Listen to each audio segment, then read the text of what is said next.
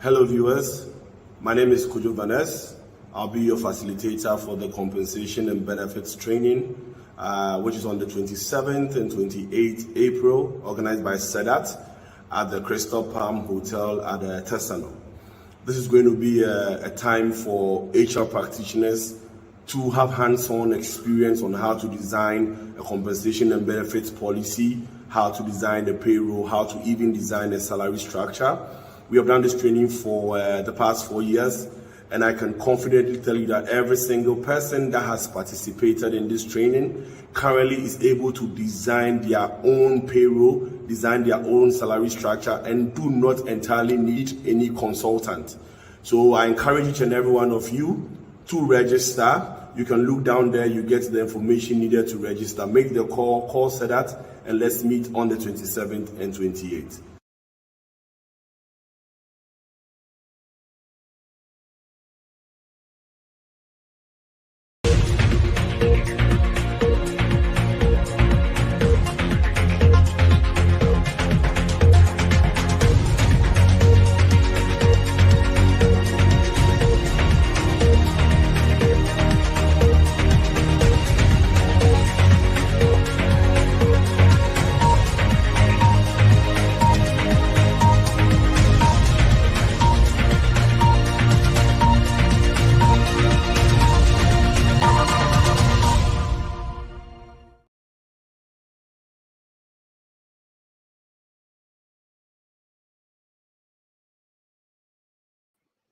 Hello. Good evening, good morning, good afternoon, wherever you are watching us from. It's good to have you back.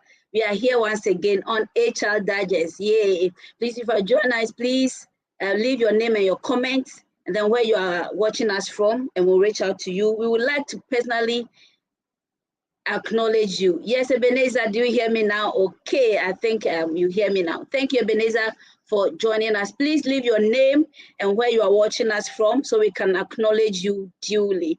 We would always want to celebrate you because this is a learning opportunity, and taking advantage of it, I know that you want to grow your career and then also move ahead in life. Thank you for joining us. Yes, last week we had an interesting discussion, moving HR from the back room to the boardroom. And most of you were excited about the insights that Dr. Asma shared with us. And today we are going to have another interesting discussion. It's like a continuation of what we had with Dr. Asma, but this time from the perspective of an HR practitioner who is very competent as an HR person. So today we are discussing how to measure the effectiveness of HR. Measuring the effectiveness of HR. Why should we measure the effectiveness of HR in the first place? And how? And I think we are all interested in the how, so that we'll be able to measure our effectiveness and make the needed contribution. And to have this discussion with us is one of the best HR practitioners that I know personally. He's based in the US, but he's an HR practitioner extraordinaire. Jeffrey Boham is my guest this afternoon. He's a global learning and development, business, project management, and general human resource management and development professional with specializations in instructional design, project management, learning strategy advisory, and general human resource management and development. Jeff has done work for and with organizations such as Kellogg's, AARP, the U.S. National Council for Mental Well-Being, Aerotech, the Association for Talent Development, and a host of other top organizations. Jeffrey holds 3 master's degrees, wow, okay, in business, in human resource management and development, and in instructional design. He also holds HRCI and PMI's SPHR and then PMP. Wow, he's really learned. And prior to joining or moving to the US, he worked as a legislative research officer in the Parliament of Ghana. Ladies and gentlemen, please help me welcome our guest into the studio, Jeffrey Boham. Thank you, Jeff. Oh, it's always a pleasure to have you. Yes, Madam Patricia. You make me look bigger than I am. You are bigger. You are bigger. You are. You know what I mean? Thank you. Thank you so much for making the time to join us today. Thank you, Mavis, for joining us. Thank you, Zachary. You are always with us. We are grateful for making the time. Please, in the course of the discussion, if you have a question, kindly drop it in the comment section and we'll pick it out for Jeff to answer. If you have any comments too, you can leave that in the comment section. Right. So I know you are so eager to know what Jeff has for you this afternoon. So let's just zoom in. Let's start with the basics. Jeff, what are the key functions of HR so that because we know that a lot of people get to watch this program, graduates, undergrads, HR practitioners. So help us understand the basics, then we zoom in or onto the nitty-gritties. What are the core functions of the HR or core duties of the HR function? Thank you very much, Patricia. Thank you for the honor of asking me to be your guest today. What I'm going to say is when it comes to the core functions of HR, the first thing that I want to clarify is that what may look extremely core in one environment may not necessarily be core in another environment. HR, there's so many functions within HR. I mean, think about it. HR is about people, okay? HR is about people, and people are the most variable of all variables. What I mean is the person who said I do 10 years ago is the same person who will say I want to kill you tomorrow. So people can change. People are different. People, you know what I mean? So when it comes to HR functions, the way I look at it is we have to look at starting point. We have to look at the role that HR actually plays within organizations. And then we look at which functions align specifically with those roles. And that's how I'm going to look on that. Those are the functions that I'm going to refer to as core. However, those functions may not necessarily be core for some other organizations. I want to acknowledge that. So generally, the way I look at HR is HR really deals with, I think I'm hearing some people. Oh, it's fine. You can go ahead. Yeah, thank you very much.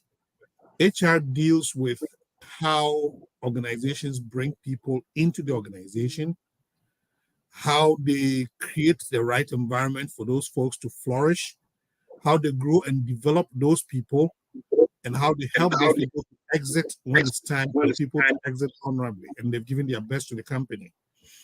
So along those lines, you see, because of the nature of the linear flow of HR, along those lines, I'll say some of the core HR functions would be like recruitment and selection, how we basically bring people into organizations.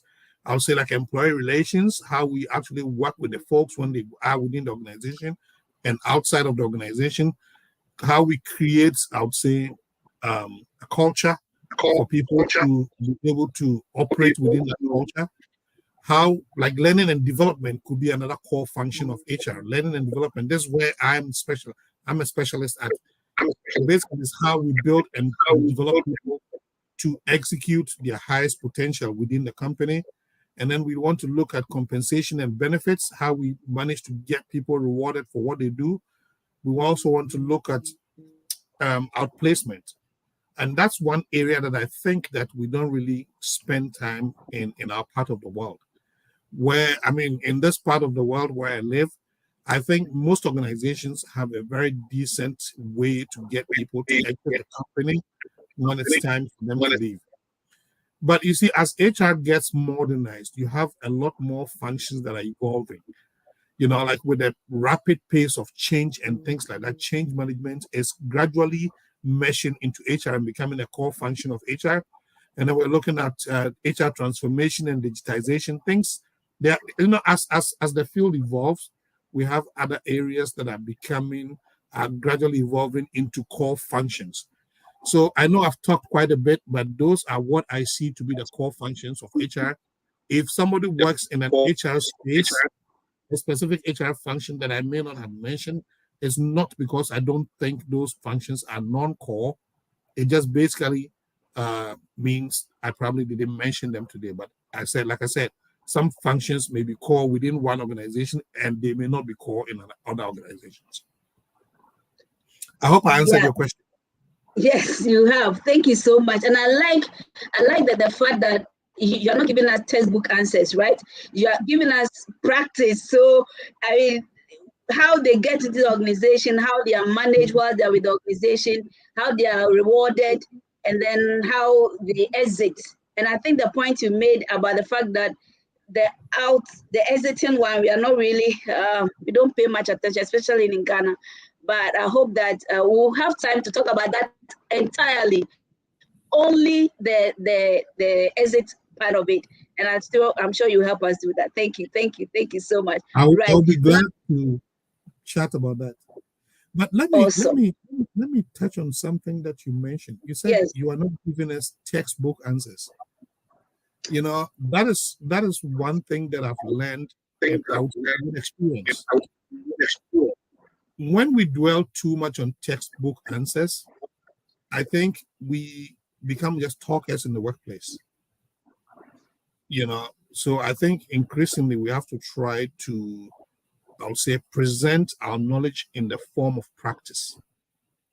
And when we're talking to people, when we get into too much of textbook language, we tend to use like terms and acronyms that make people feel like HR is an abstract subject.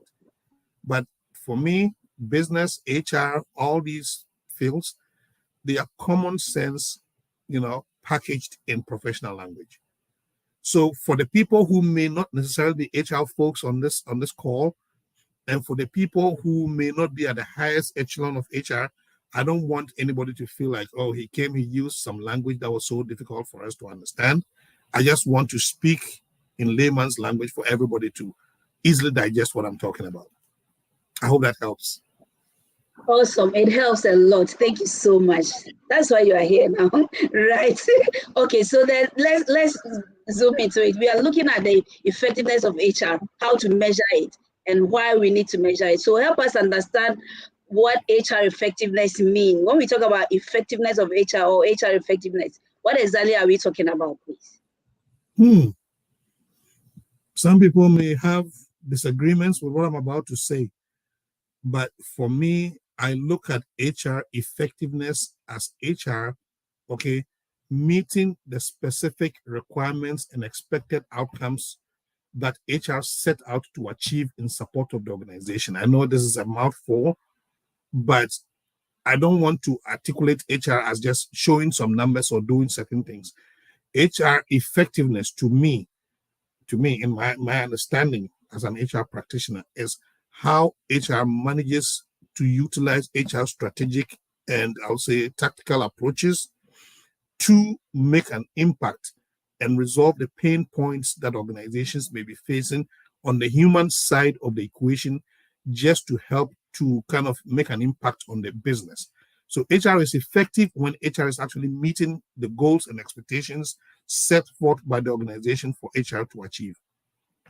Again, I hope that also helps. Can you hear me, Patricia? Did I lose you? Hello? Oh, 1 second. Yes.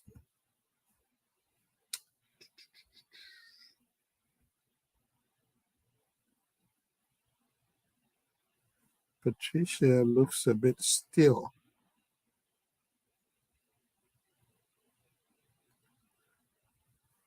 Patricia, I'm thinking.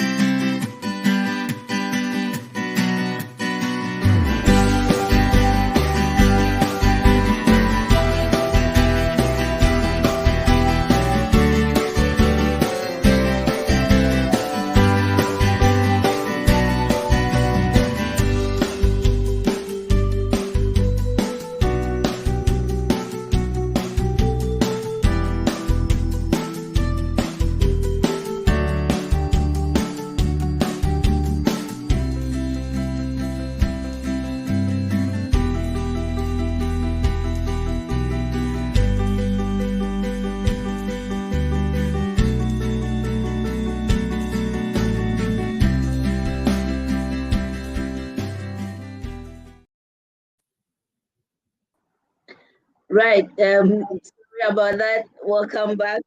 Okay. So we are asking you. You talked about how what the HR effectiveness is. That was what you were talking about when we went off. Mhm. Maybe you can pick it up from. Please. Oh, you want me to repeat what I said? Oh, you were done. Okay. Okay, let me go ahead. Let me repeat it because I think because of the technical glitch, some people may have missed it. Mm. What I mean is my understanding of HR effectiveness. Okay, and I'm going to illustrate it with a medical scenario to help people understand.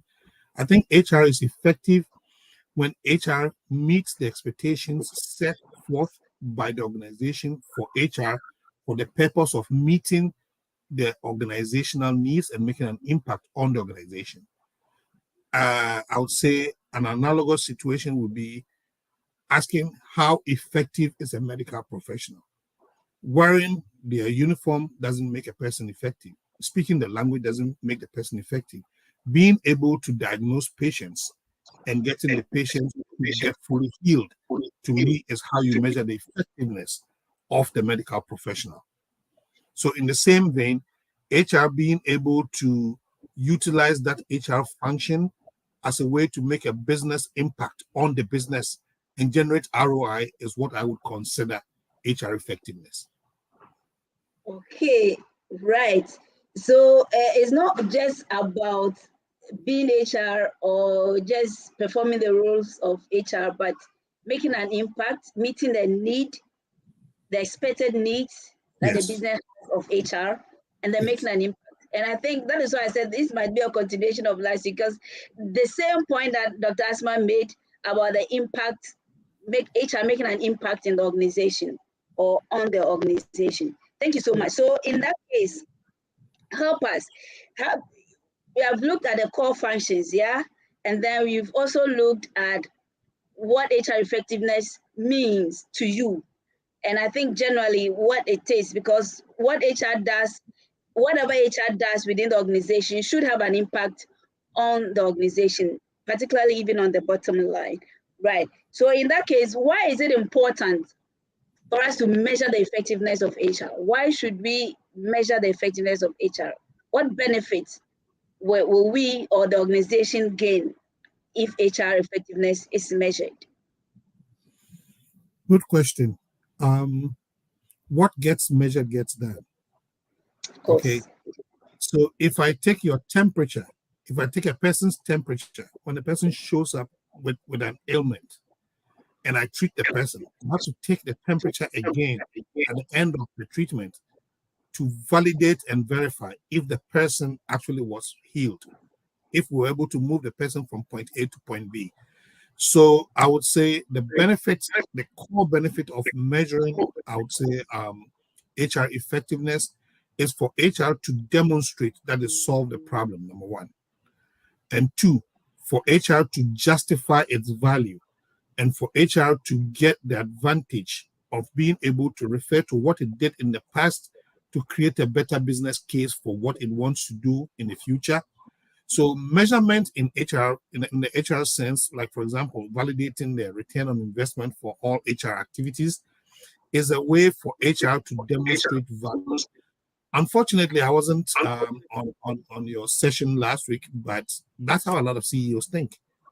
And I don't know, what's the name of the CEO who actually Dr. you Asma. interviewed last week?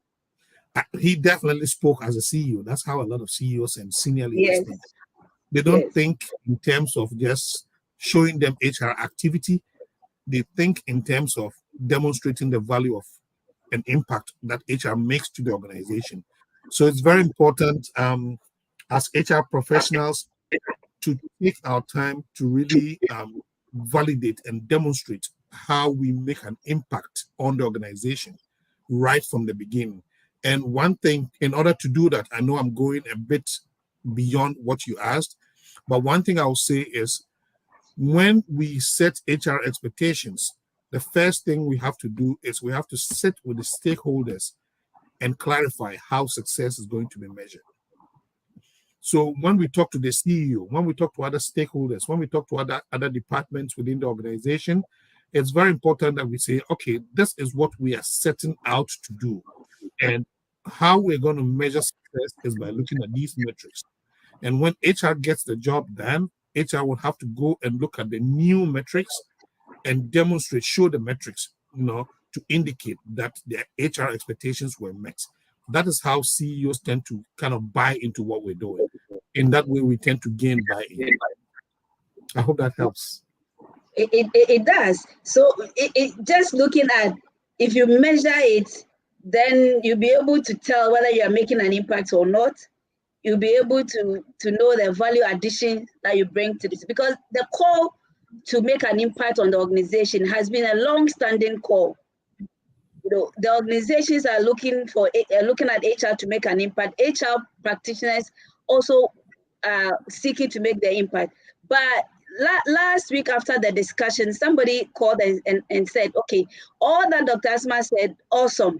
They need to make the needed contribution. They want to be at the table, at the boardroom. But as HR practitioners, the difficulty they are facing is that they are not getting the support from these same CEOs who are saying they are supposed to make impact, right? So in that case, how do they handle it? How? I mean, once you're here, let me just put you on the spot for this one before we continue, because I think it's very important. Because on the one hand, CEOs are saying that HR make an impact. On the other hand, HR is saying CEOs or management, they're not allowing us, they're not giving us the room to operate, to make the needed impact. How should we handle it? The way I look at it is, HR needs to understand that the resources that HR would be requesting from the organization would be the same resources that other departments would be requesting. Marketing, finance, legal, they're all looking for the same budget that we're looking at. Okay. So if they are going in and demonstrating, utilizing business cases, how they would make an impact with what they do. And if we are not going in as HR professionals to really make a solid business case and demonstrate how we're going to add value to the company, the CEOs would be tempted to kind of give the money to those other departments because they make a better and a more justifiable business case. So HR, I have heard this before. We all say we want a seat at the table. But I also believe that I think there's this saying that if a child learns to wash his or her hands very well, that child tends to be invited to the table. Yeah. But the question for me, the question that I pose to my group HR folks and the folks on this call today is, are we washing our hands and are we speaking the language that the business wants to hear? Okay. If you see that for me, I think going to leadership and speaking HR language alone is not sufficient. You have to understand what you are going to bring to the business, but articulate that in the business language, the language that the CEOs and the executives understand. So if HR is going to recruit more, if HR wants to do something, if HR wants to maybe train people more, I'll give an example. If HR wants to train people more, HR doesn't just have to go to leadership and say, we want to train more people, so give us money. HR has to say, we want to train more people, and when we train more people, we're going to improve the skill set of the company, and we're going to tie that improvement to greater, I would say, proficiency and performance, to the point that we're going to impact the bottom line. So when the business leaders start hearing HR articulating what HR activities we're going to engage in terms of the business impact that is going to make to the organization, then they say, okay, let's go ahead and give them the resources. So we have to learn the language of the business that we are in. We have to understand how the business makes money, and we have to create an HR strategy to fill the gaps that they're dealing with and the pain points the organization is challenged with. And we also have to try and articulate the value that we bring as HR and how that's going to impact the business. And that way we will get invited to the boardroom, like you said. Awesome. You've just hit the nail right on the head, and re-emphasizing some of the things that we heard last week, and it's very important. So now you see, the CEOs are looking at it this way, and the HR practitioners are also looking at it this way. And the convergence of these ideas is what will help us move to the boardroom and make the needed impact that we have to make. Thank you so much, Jeff. Thank you, Samuel Sosu, for joining us from Kumasi. Thank you, Oswell, watching us from Obuasi. Thank you, Nelly. Thank you. Last week you were on the call. We are glad to have you back. Thank you, Irabna, enjoying the conversation. Awesome. Thank you so much. So, in case you have just tuned in, this is HR Digest brought to you by Standard Consult with support from FA Impressions. Please contact FA Impressions on 0243 526781 for all your branding and personal development, all your branding and printing needs. Abina, thank you for joining us. Good learning. We are glad you are here. Okay, so now you've made the point, and it's very clear. Learn the language of the business. Articulate the HR strategy, linking it to the strategy of the business. And I think that is key. Most of the time, HR seems to be in isolation. Okay, the people issues are what matters to us. What the figures, the finances, we are not so much into it. In the first place, we don't like numbers. That's why we went to the HR.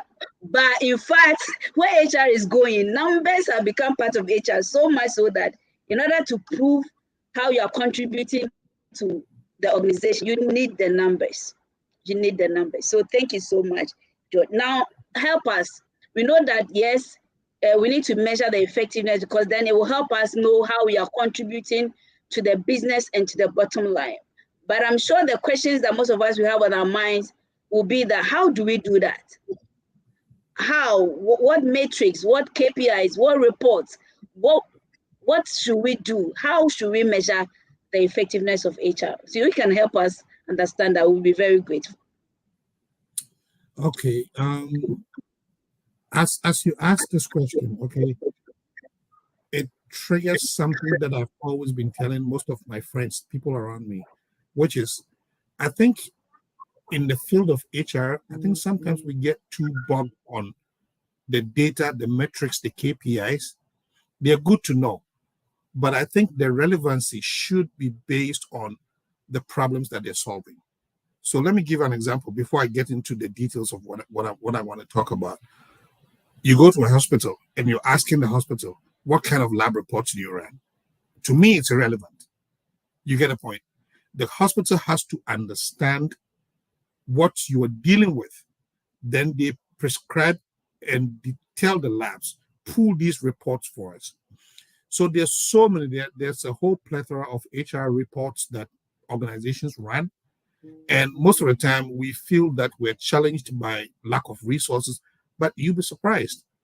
I mean, all these things that we're talking about, we talk about some, data, some KPIs, all these things, they started with people doing these things in their small spaces, like accounting and finance. I think it started somewhere in Italy, where some man who was selling shoes was just writing down the total number of shoes they sold per day and how much they cost, and then they created that field.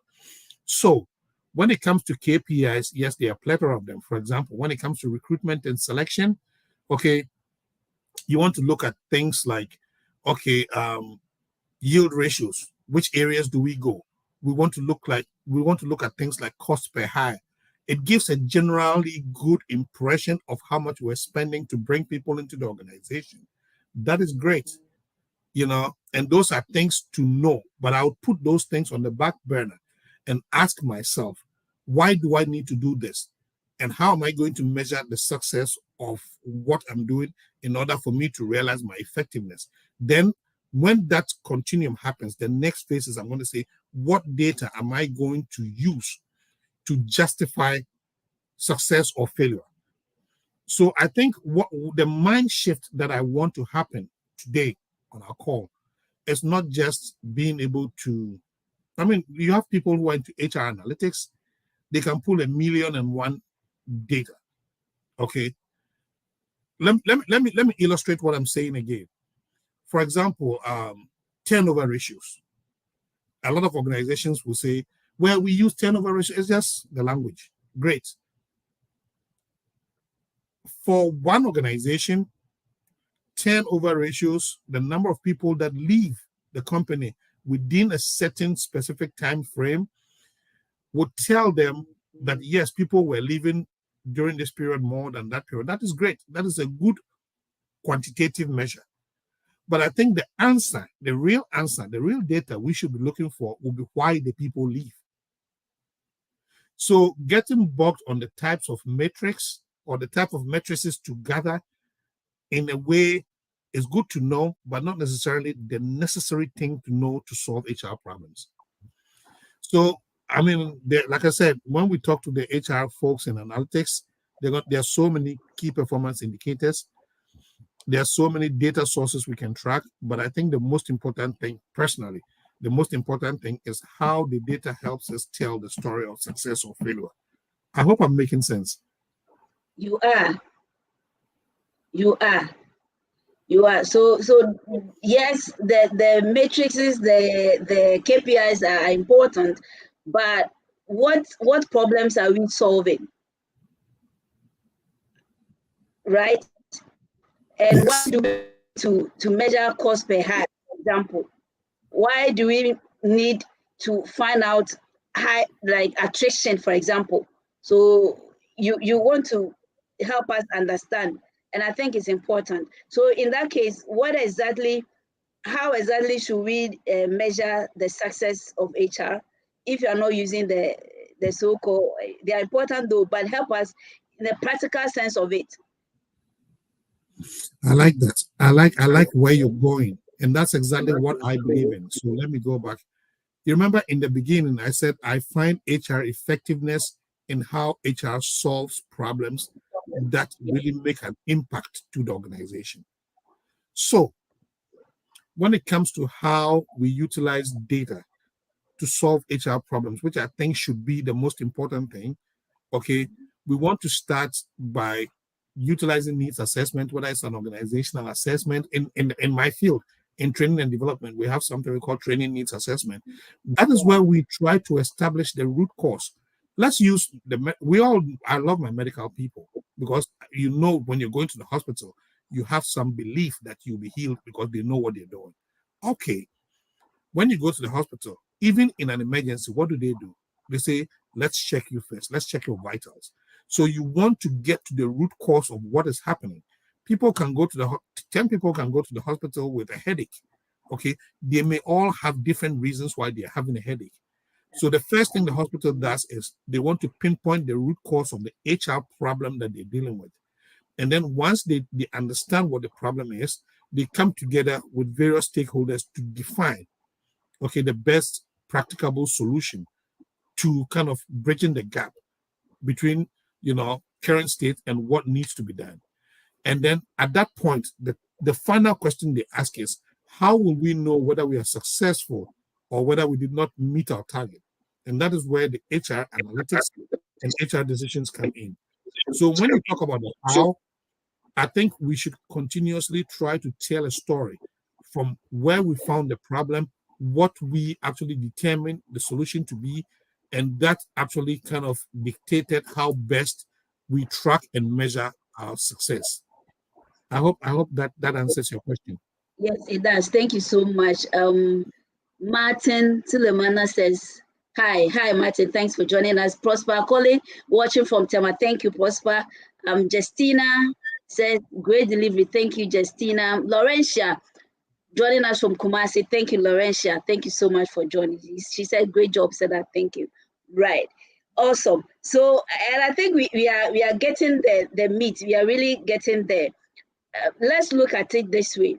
If it's important for us to measure the effectiveness of HR, and knowing that what gets measured gets done, like you said, and knowing that it will also help us to know the value we are bringing to the organization, why is it that most often than not, measuring it becomes a difficulty? What challenges, what prevents us from measuring the effectiveness of HR as we should? Briefly. Another good question. I would say that there's a whole plethora of reasons why we face challenges. Number one, we probably may not have the know-how. And as HR people, remember, people are functional technical experts. If we are not the best in diagnosing HR needs, if we are not the best in doing HR audits, let's bring in the experts to actually help us do that. But I think that the challenges come in different ways.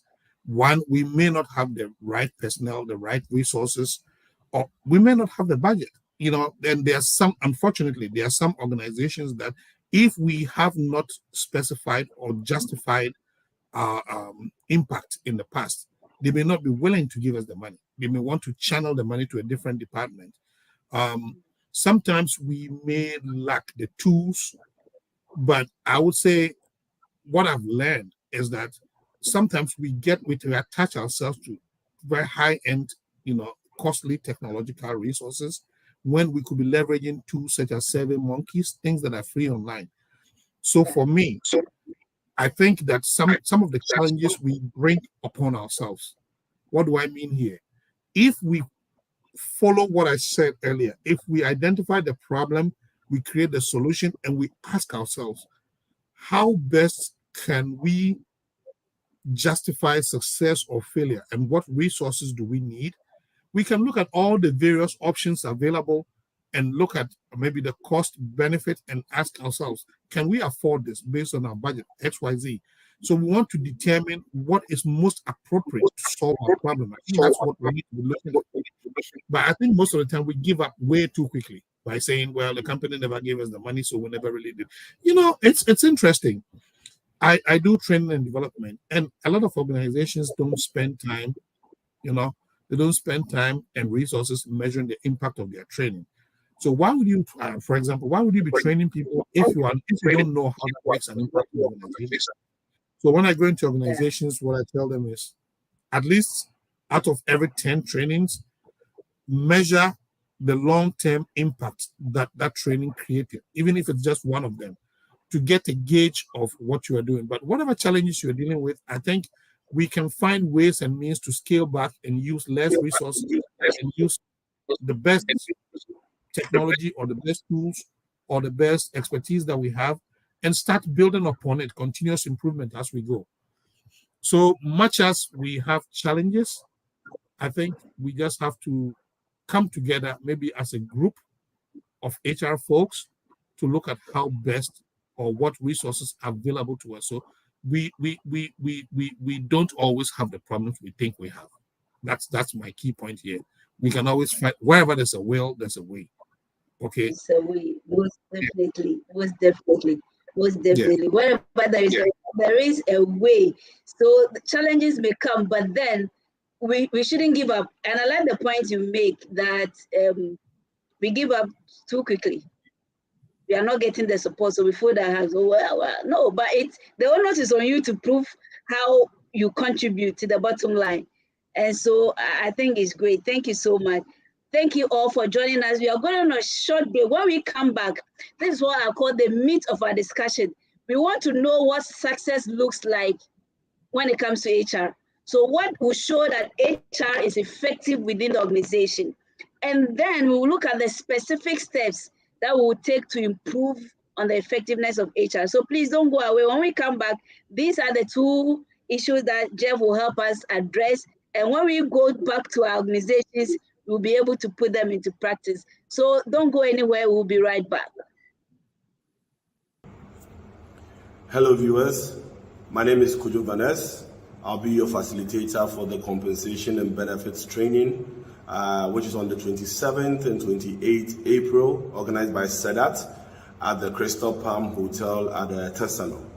This is going to be a time for HR practitioners to have hands-on experience on how to design a compensation and benefits policy, how to design the payroll, how to even design a salary structure. We have done this training for the past 4 years, and I can confidently tell you that every single person that has participated in this training currently is able to design their own payroll, design their own salary structure, and do not entirely need any consultant. So I encourage each and every one of you to register. You can look down there, you get the information needed to register. Make the call SEDAT, and let's meet on the 27th and 28th.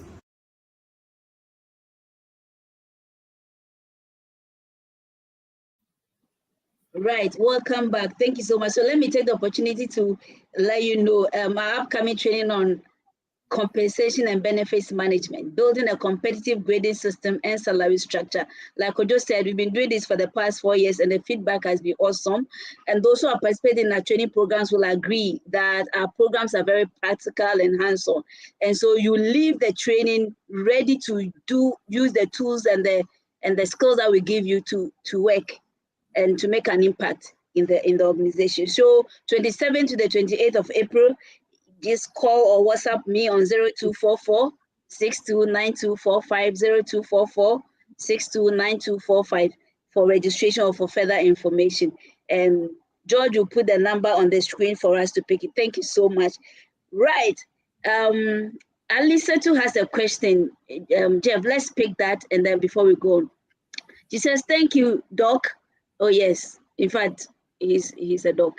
Thank you. Good delivery. Please, when the budget is genuinely not there to support HR, what is the plan B? What is the plan B to help? If the budget is not there, what can the HR do? Yeah, that's a good question. Yeah. You see, I think we have to almost always look at, and sometimes we have to present to the organization what perfect answer would look like, but given budgetary constraints, what we can do at least as a starter. Okay, if you're having a party, okay, and the people that are coming, if they expect you to serve fried rice, but you don't have the means to serve fried rice, and you're going to serve something else, you want to let them know that we would have loved to serve fried rice, but we're dealing with a particular scenario. So therefore, as a start, we are going to actually utilize a different approach, a more basic approach, which may not necessarily give us the best answers or the most perfect answers we're looking for. However, they will give us an indication of the trend towards the solution. And then once we are able to indicate and justify that we are able to solve the problem, maybe the company can go borrowing, knowing that there's an ROI that they're going to achieve, and they will come and give us the budget to do that. So for me, my philosophy is, even if you don't have the means, try doing something about it. And what do I mean? Like I said earlier, if you don't have the means to use Tableau, if you don't have the means to use a robust software, you may have the means to use a free software, SurveyMonkey, to at least monitor trends and see whether whatever HR activities we are undertaking are actually bringing some benefits to the company. And when you have that business case, then you get a bragging rights to go to leadership and say, we may not have the means, but we have to find a way to get the resources, okay, to do this, because we know the outcomes are going to be good. Okay.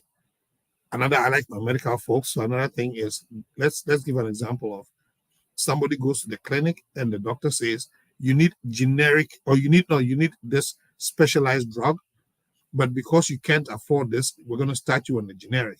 When the generic starts working, the doctor might say, okay, if you want to get healed faster, you have to find a way to get the resources to buy the specialized one.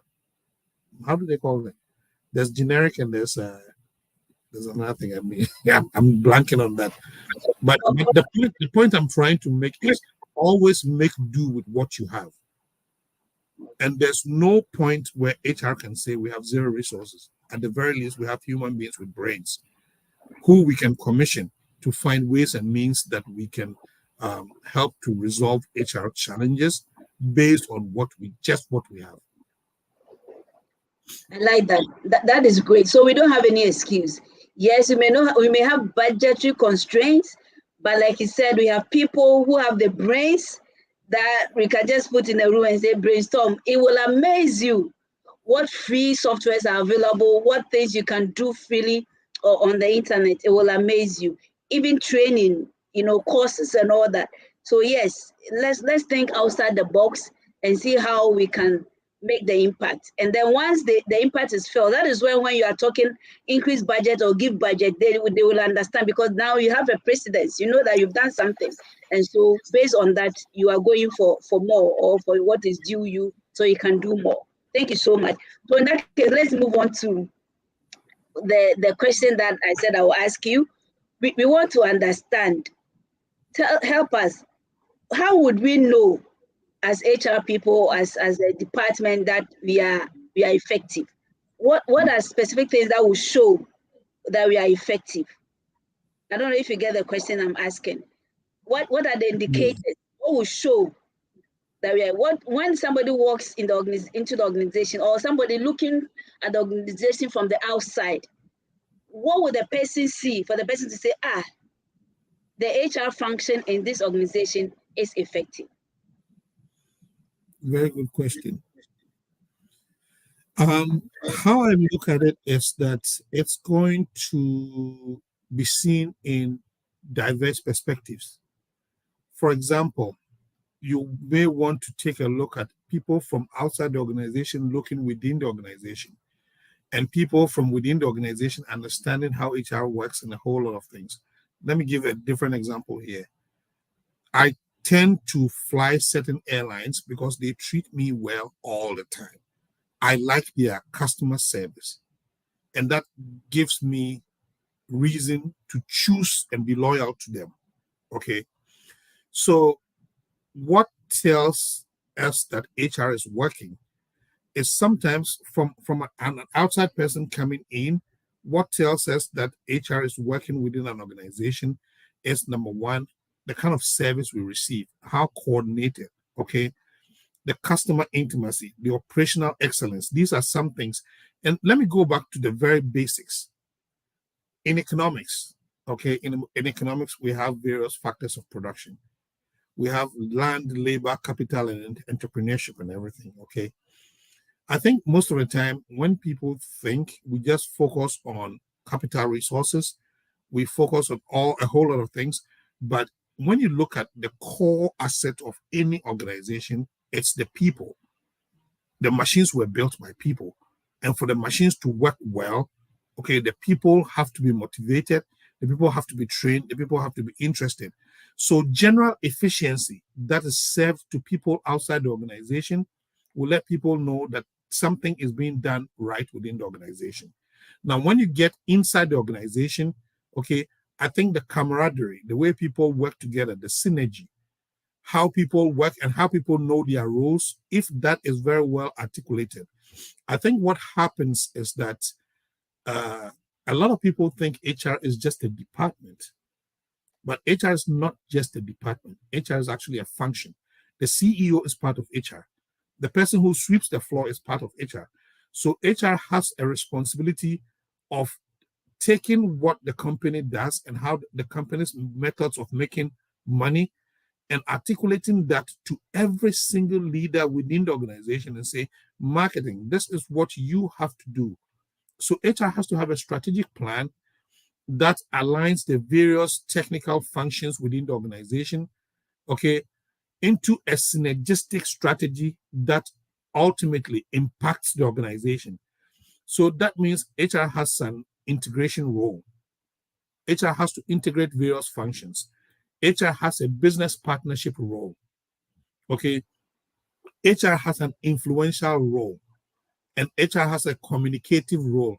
HR has to communicate the value of HR to not just the leaders, but the executors, everybody within the organization. So to me, HR runs every organization. The CEO, to me, is the head HR person. I hope that answers your question. There are so many things HR has to do. HR is a very fluid thing. I think almost every HR person should learn not just their functional technical expertise, they should also try to understand how whatever they do fits into the larger puzzle of the overarching HR strategy and the overarching organizational expectation. I think if I'm typing a sheet today and I can tell how that paper that I'm typing impacts my department, how it impacts the organization, then I'm being strategic, then I'm being a partner to the business, then I'm executing a purposeful HR role, is what I'm trying to say here. Wow. Purposeful HR role. And HR is what? A business partner. HR is an influencer. I like that one. Because we have to influence every department, every function, everybody within the organization. And what is the objective of doing that? So that we'll make the impact, the contribution. Because, for example, if you understand the future of the business or the goal, where the business is going in the next 5 years, and you understand that, okay, in the next 5 years, we want, let's say, technology. We want to be known for technology, for the things that we do, or online presence should be felt. And you are employing somebody today, you should factor in where the business is going, the goals, and then bringing the person in. Yes, somebody who has the HR degree, if you like, if that's a requirement, but somebody who is also technology savvy, somebody who be able to make a contribution when it comes to social media management and all that. If you don't think like that, then we are going to have a problem. That is when the challenge is that we are not making an impact. But indeed, we are doing our best. But it seems that our best is not good enough. And that is why we are having this conversation. And I'm glad the insight that Jeff has shared with us today. We need to really think outside the box. We need to come all out and realize that if our impact is felt, we'll be able to contribute more. Otherwise, we will be stuck to the people pushing role, the administrative role, and where we want to be within the organizational strata may not happen. So yes, thank you so much. Now, before Patricia, let me throw something in. You said something. Sorry to interrupt you. Let me throw something in very quickly. You used a phrase that I think people have to start looking at differently. You said we need to think outside the box. Okay.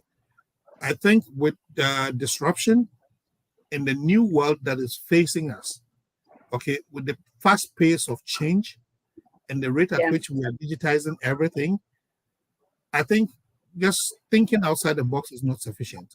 Because when you're thinking outside the box, it means you are living in the box, you're living in the constraint and just thinking outside of it. I would say we should learn to live outside the box. Don't even be in the box. You know what I mean? Yeah. Somebody says that there shouldn't be any box at all. There you go. In HR parlance, we call it silo busting. Okay. What is happening? What is happening generally is that in the past, where we engaged in personnel management, we talked about like departments. The HR department does paperwork within HR. But living outside the box means articulating to the company that everybody is a part of HR. The person who greets you when you show up at the front desk is a part of HR. Okay. I know a company, you'll be surprised. And that's right here in the US. When you go for an interview, okay, the security guard who escorts you into the premises, he is actually the key person that's interviewing you. The security guard walks to your car and looks inside your car. When the security guard looks inside your car, how messed up your car is gets a rating. You don't know. Because they say how messed up your car is an indication of how your office is going to look messy, and it's an indication of how your mind is messy. And they already don't want you. But they walk you through the process. And when the security guard is walking you back to the car, okay, that security guard would mention somebody who gave you a tough time in the interview. Okay, and it's going to be like, oh, this guy, I hope this guy didn't heckle you. And when you start talking bad about a person, that also gives you bad points. So that person you think you became friends with, that you walk to from your car and back to your car, is the person who's actually interviewing you. You know, wow. That person's carries the most weight. Yeah, right. Yeah, I found out from that company. I was very surprised. Wow, Yeah. how time flies when you're having fun. But okay, custom made, Laurentia, I don't really understand your question, but if you can just elaborate on that, that will be fine. Mirabna says the CEO is the head HR person. Thank you, sir. Thank you so much.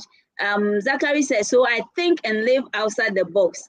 Suggest to see you. Awesome. Thank you. Right. So our time is fast spent. So Jeff, I will allow you to give your final words as we close the discussion. But you've shared a lot with us. And I know that if you're really going home with them and then going out all out to implement them, it will move us far ahead.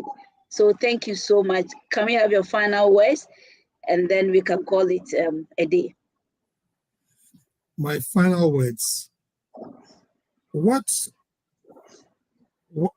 I would say is that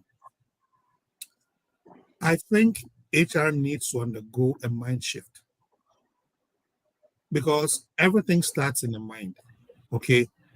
And I think HR has lived a victimization or a victim mindset for a long time. Oh, they're not going to give us the resources. We don't have the tools. We can't do this. We can't do that. You know what I mean? So rather than HR seeing the glass as half empty, HR should start seeing the glass as half full. We can do something with what we have. We want to start thinking strategically. We want to start looking at how we support the business versus what we get out of the business. And once we start making that mind shift, it's going to generate new activity for HR. And it's going to let the organization see how we demonstrate value. It's going to let, like I said earlier, it's important that we align everything we do with the business of the business, the goals of the business, and the HR actions that we take. I think almost every HR decision that we take, we must have a justifiable business case and a good ROI to support it. So when we start being positive and we start demonstrating and articulating the true value that HR brings, we're going to be brought in, and people will not look at HR as a cost center, but they will look more at HR as a strategic solution. So let's engage in that critical mind shift, and that's what's going to help HR grow and demonstrate its value. Wow, wow, wow, wow, wow. Mindset shift from the victim mindset to we can do mindset. I think I like that. Let me give an example. Let me use the police. Okay. Okay. Some people might say police harass people because they're all over the street. So when you have that mindset, when you see police officers, you run away. But when you reorientate and when you shift your mind to say, these police officers are on the street, okay, because they are there to create a safe environment for all of us. You see a police officer and you say, high five, officer, thank you very much for keeping our environment safe. Then they become your friends. So that's what I'm talking about, the mind shift. Yeah. Let's stop thinking that we are victims of lack of budget and think that we can demonstrate value that will actually let the organization choose to give us more of the budget. Wow, thank you so much. Okay, so quickly, yes, Doug was comparing generic against custom made. Yes, Laurentia, yes, I get it. Thank you so much for that. And Zachary, he says, what happens if HR thinks and lives outside the box and the CEO refuses to buy into the idea and does not give his approval? What do HR do next? Okay, maybe briefly, because our time is up briefly, then we can. Thank you very much. You know, there's something called employment at will. And one thing that we forget is that sometimes when we get jobs, we think we are being held hostage. We're not being held hostage. I mean, if I work for an organization and you tell me, even when I have the good intents of the company, if I create something, if I bring my ingenuity to the company and I create something and I articulate it in a way that's going to make a great impact to the organization, but the CEO chooses not to. Remember, we are all our personal brands. Okay. When the leaders choose not to implement what we want to do, you can look for another organization. There are people who suggest things to the organizations. Okay. And when the organizations refuse to work with those things, they go to other organizations, or they can even implement it in their own lives. They can have a small nonprofit that actually helps to kind of resolve some of these issues. And then once the people realize that you are I use the example of a shining light. Shine the light within your box. When your light is so bright and shines, wherever you go, the people who oppose you, the darkness will start disappearing because you're light. Okay, and the companies will struggle to actually hold on to you. You'll be surprised.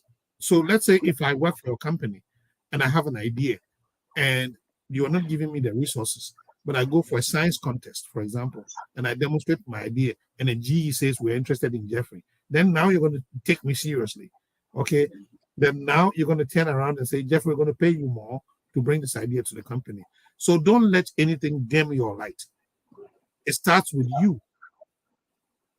It starts with you. I think we HR professionals must really brighten the corner where we are first. Okay, we must demonstrate value, and then we'll go from there. Thank you so much. Samuel says this is a very good explanation. Thank you, Prof. Prosper Akoli says great conversation with practical examples. Thank you. Thank you so much, Jeff. I mean, you've heard it all from our participants. They really enjoyed this conversation as much as I have. And most importantly, we have learned a lot.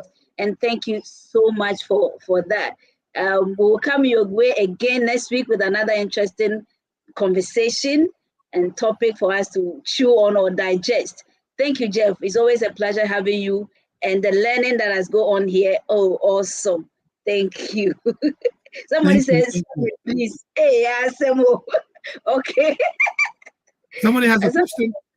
No, I do have time. It's a Sunday. Okay, I'm not going anywhere. If people want to stay on and ask questions, I would love that. Okay. So Ebenezer is asking, wouldn't that lead high turnover moving from company to company? I mean, I think that question, high turnover, what you said, that if you feel that it's not really going well, just move on to another one. He's asking, wouldn't that lead to high turnover moving from company to company? And then Maya Ikuya says, summary, please. So once you answer that, Jeff, then you summarize it, then we can end, please. Okay. In just a minute or so. Okay, so when you talk about high turnover is a fact of life. Like, put it this way, high turnover, you see, turnover in and of itself is a necessary ingredient in HR. People forget that. Unfortunately, let me use an example of death. Okay, if people don't die, or if people didn't die 4 billion years ago, nobody will have a space to move one leg. So there's a functional relevance in dying, because people are going to be born, so people have to die. It's very painful, but it's the truth. So when it comes to turnover, what I mean here is, look, if you are not being a fit within an organization, go where you'll be accepted. They have this in, I'm actually, is it you baby, I could baby? You know what I mean? You know, so that is one. And then for the summary part, I think I already summarized, but let me go back again. What I mean here is, I think it's important when it comes to the summary. I think it's important for HR to really be strategic. I think every HR person, okay, should not just think in terms of their functional role. Let's say I'm a benefits person, so I just go in and think about benefits and nothing else. You want to think about your role within the context of the general HR, how your role impacts the strategy, and how that strategy impacts the business. And let's not be scared to manage up. So if your boss is doing something that doesn't show strategic alignment, then your own efforts are being wasted. And I think culturally, it's important. I'm not talking only about Ghana, but I think culturally, it's important for some, cultures and environments to embrace openness and let people with generally good ideas. People want to create an open environment where we have that psychological safety, where people feel free to go to their boss. My daughter, for example, I mean, there's one thing I like about her, which is when I say let's wash our plates whenever we eat. When I don't wash my plate, she's gonna be like, "But Daddy, you didn't wash your plate." And she needs that psychological safety to keep me on my toes, okay, in order for me to do what I'm supposed to do. So if we don't nurture that open and psychologically, I would say, free environment for people to question and be innovative and creative, then we stifle productivity and we stifle people's growth, and those people may leave and go to other organizations. I hope I answered her question. Yes, thank you so much. Dorisha says thank you. Someone says bring him back. Yes, we'll bring him back, of course. Abna Fakuma says thank you, so that as always, for the deep insight. God bless you, Jeff. God bless you, Jeff. I mean, Abna has said it for me. Thank you, Jeff. So we'll see you again next week. Thank you all for joining us. God bless us all. And Have a productive week this week. Thank you. Bye. Thank you so much. Thank you, Patricia, and your team. Thanks a lot. Welcome. Bye. Hello, viewers. My name is Kojo Vaness. I'll be your facilitator for the compensation and benefits training, which is on the 27th and 28th April, organized by SEDAT at the Crystal Palm Hotel at Tesano. This is going to be a time for HR practitioners to have hands-on experience on how to design a compensation and benefits policy, how to design the payroll, how to even design a salary structure. We have done this training for the past 4 years, and I can confidently tell you that every single person that has participated in this training currently is able to design their own payroll, design their own salary structure, and do not entirely need any consultant. So I encourage each and every one of you to register. You can look down there, you get the information needed to register. Make the call SEDAT, and let's meet on the 27th and 28th.